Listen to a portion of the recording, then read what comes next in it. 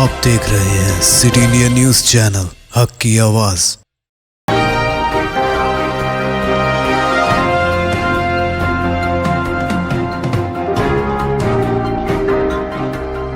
अस्सलामुअलैकुम, मैं हूं Sheikh Umar. City India news में आप तमाम का खैर मकदम है। आइए देखते हैं रियासती खबरें। रियासत तेलंगाना में भद्राचलम के पास दरियाई गोदावरी की सतह आब में शदीद बारिश की वजह से जबरदस्त इजाफा देखा जा रहा है। पीर की सुबह 8 बजे तक उसकी सतह आब में 39.50 फीट तक पहुंच गई। मरकजी आबी वसाइल के अहदेदारों ने कहा कि अंदरून चंद घंटे इसकी सतह खतरे के निशान तक पहुंच जाएगी। वाज़ह है कि गोदावरी में जुलाई और अगस्त के महीने में सैलाब आया था। सूरत हाल के पेश नजर हुकूमत ने चौकसी इख्तियार कर ली है। चीफ सेक्रेटरी सोमेश कुमार को चीफ मिनिस्टर केसीआर ने हिदायत दी है कि वो गोदावरी कैचमेंट एरिया के अजला बशमूल कुत्तागुड़म और मुलक समेत दरियाई गोदावरी के आसपास के अजला के कलेक्टर्स और एसपीज को अलर्ट कर दें और हुक्काम तैयार रहें। उन्होंने सेक्रेटेरिएट में फौरी तौर पर कंट्रोल रूम कायम करने और वक्तन फवक्तन सूरत हाल पर नजर रखने का हुक्म दिया। वाज़ह है कि रियासत में मौसलाधार बारिश का सिलसिला जारी है और महकमे मौसमियात ने मजीद बारिश की पेशकश की है। तेलंगाना के चीफ मिनिस्टर चंद्रशेखर राव से कर्नाटका के साबिक चीफ मिनिस्टर HD कुमारस्वामी ने मुलाकात की। प्रगति भवन में जनूबी हिंद की इन दो रियासतों के अहम लीडरों की मुलाकात को सियासी हलकों में काफी अहमियत हासिल हो गई है। उन्होंने मुल्क की सियासत और दीगर उमूर पर तफसीली तौर पर तबादला ख्याल किया। इन दोनों लीडरों ने दोपहर का खाना भी एक साथ खाया। कल की इस मुलाकात में चंद्रशेखर राव ने GDS लीडर कुमारस्वामी के साथ कौमी सियासत में इलाकाई जमातों के रोल, तेलंगाना की तरक्की पर भी बातचीत की। 2024 के इंतखाबात से पहले हम ख्याल जमातों को मुत्तहिद करने के लिए चंद्रशेखर राव की मसाई के पेश नज़र ये मुलाकात काफी अहम बन गई है। मरकज में चंद्रशेखर राव बीजेपी हुकूमत के खिलाफ इत्तेहाद बनाने की कोशिश कर रहे हैं। कौमी सियासत में चीफ मिनिस्टर तेलंगाना के दाखिल होने और इस मकसद के लिए कौमी पार्टी कायम करने की इत्तलात के साथ साथ उनकी पार्टी के झंडे और एजेंडे और दीगर उमूर इस मुलाकात में ज़ेर बहस आए।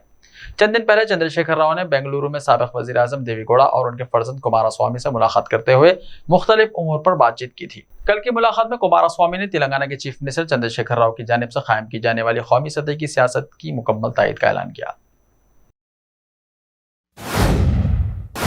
जगत्याल जिले के गंगाधरा कौमी शाहराह पर इतवार की रात दो कारों के दरमियान भयानक तसादुम का वाक़या पेश आया, जिसके नतीजे में एक शख्स हलाक और 8 अफराद जख्मी हो गए, जिनमें एक की हालत तशवीशनाक बताई जाती है, जिन्हें इलाज के लिए करीमनगर के अस्पताल मुंतकिल कर दिया गया।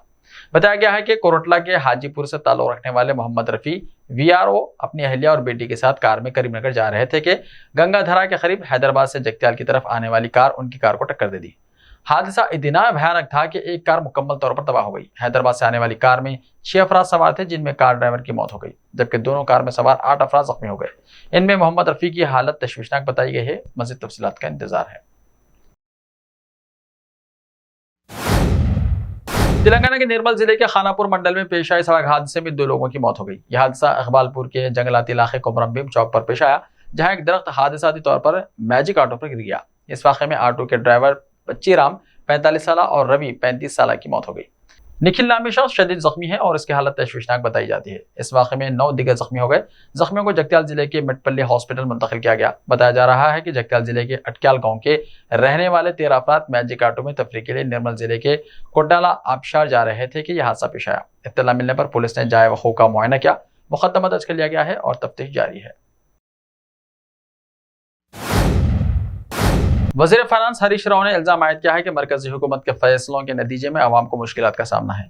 धान की खरीदी के मामले में मरकज ने जो गैर दानिशमंदाना फैसला किया है, इसके नतीजे में किसानों और ज़राई शोबे के मसाइल में इजाफा होगा। मीडिया के नुमाइंदों से बात करते हुए हरीश राव ने कहा कि मरकज की बीजेपी हुकूमत ने गुज़िश्ता 8 बरसों में अपने फैसलों के जरिए समाज की हर तबके की मुश्किलात में इजाफा किया है। ज़राई शोबे को कॉरपोरेट घरानों के हवाले करने के लिए नरेंद्र मोदी हुकूमत ने मनसूबाबंदी की है और यही वजह है कि मोदी हुकूमत को किसानों की नाराजगी का सामना है। उन्होंने कहा कि तेलंगाना के साथ नाइंसाफियों के बावजूद रियासत तरक्की की राह पर गामजन है। हरीश राव ने धान की खरीदी से मुताल्लिक मरकजी हुकूमत के हालिया फैसले का हवाला दिया और कहा कि तेलंगाना में किसानों से धान की खरीदी से इनकार मरकज को महंगा पड़ेगा। उन्होंने कहा कि मरकज ने इस मसले पर गुमराहकुन बयान जारी किए हैं। हरीश राव ने बताया कि चीफ मिनिस्टर के चंद्रशेखर राव अनकरीब संगारेड्डी जिले का दौरा करेंगे। संगारेड्डी मेडिकल कॉलेज की तकरीब संग बुनियाद में शिरकत करेंगे। पटनचेरू में 300 बिस्तरों के हॉस्पिटल्स की तामीर का आगाज होगा।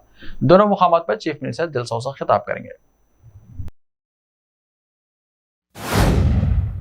दोनों शहरों के अलावा मुज़ाफ़ाती इलाकों में आइंदा 2 दिनों में मौसम में किसी तब्दीली के आसार नहीं है और न बारिश में कोई रुकावट पैदा होगी। महकमे मौसमियात के इंतबाह के मुताबिक मौजूदा मौसमी सूरत हाल आइंदा 2 दिनों तक बरकरार रहेगी और शहर के बेशतर इलाकों में हल्की और तेज बूंदाबांदी का सिलसिला जारी रहेगा। शहर के अलावा अजला में मौसलाधार बारिशों का सिलसिला जारी रहेगा। महकमे मौसमियात के माहिरीन ने बताया कि उड़ीसा के अलावा कर्नाटक और महाराष्ट्र के अजला में बारिशों का असर तेलंगाना पर देखा जा रहा है और खलीज बंगाल में हवा के दबाव में कमी के सबब आइंदा 48 घंटों में भी बारिश के इम्कान हैं।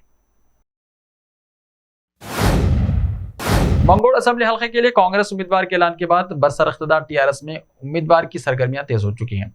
साबिक वजीर आंजहानी पी गोवर्धन रेड्डी की दुख्तर को कांग्रेस ने उम्मीदवार बनाया है, जिसके बाद टीआरएस तबकाती बुनियादों पर राय दहिंदों की तादाद का जायजा ले रही है ताकि कामयाबी में कोई रुकावट न हो।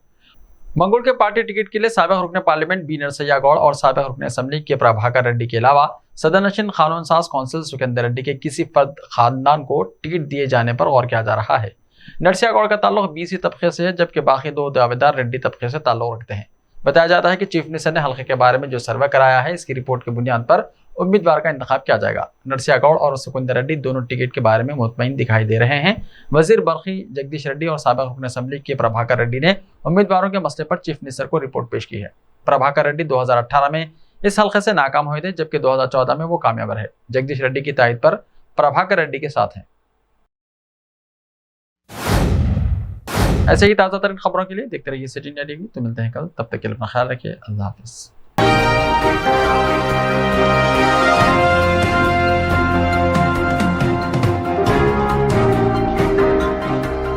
सिर्फ ख्वाबों से नहीं, घर बनते हैं इरादों से।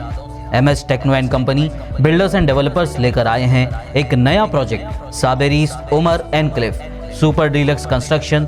शाहों के शहर हैदराबाद में चार मीनार के दामन में सिर्फ 1 किलोमीटर के फासले पर आजमपुरा फरहत नगर इलाके में booking start.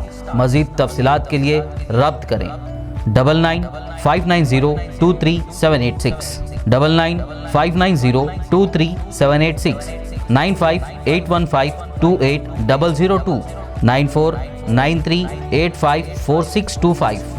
Are you looking to build your dream project, but construction costs and time are a big hurdle standing in your way? If yes, then you are at the right place, because Cosmolite AAC lightweight block is a game changer in the construction industry. Our innovative technologies and highly experienced team can help your dreams come true. With our proven strategies, Cosmolite AAC block cuts down the requirements of steel and cement by 20%. Saving 30% on construction costs and reducing construction time by 25%. Major builders and contractors have already switched over to Cosmolite AAC blocks because of the structure saving. Acoustic insulation, faster construction, lightweight, waterproof workability and flexibility, earthquake resistance and pest resistance. Cosmolite is all set to emerge as South India's most preferred brand in AAC lightweight block. So, what are you waiting for? Let's build with Cosmolite and stay happy, because we don't only build structures, we build happiness. Cosmolite, light up your life.